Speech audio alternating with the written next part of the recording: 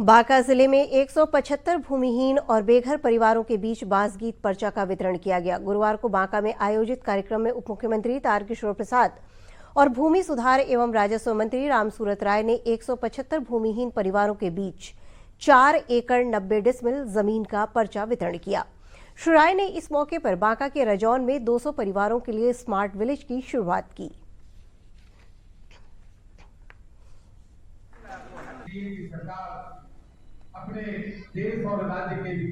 175 लोगों को आप ये योजना का लाभ मिला है। वैसे आने वाले समय में बहुत सारे लोगों को मिलेगा और एक घोषणा मैंने किया भी है कि यहाँ पर जमुई बांका जिले के अंतर्गत रजौन एक जगह है जहाँ पर 8 एकड़ जमीन को एक्वायर करके 200 लगभग लाभुकों को बसाया जाएगा। जिसमें बसाने से पहले हमारा जो प्लानिंग हुआ है कि जैसे स्मार्ट सिटी बनता है स्मार्ट गाँव भी बने।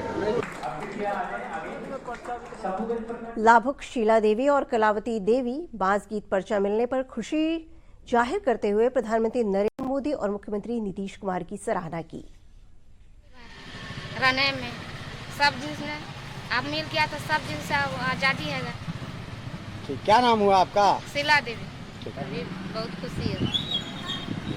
हाँ, बहुत अपनी दुख से दिक्कत चले रहा है ना। क्या नाम हुआ आपका? कलावती देवी।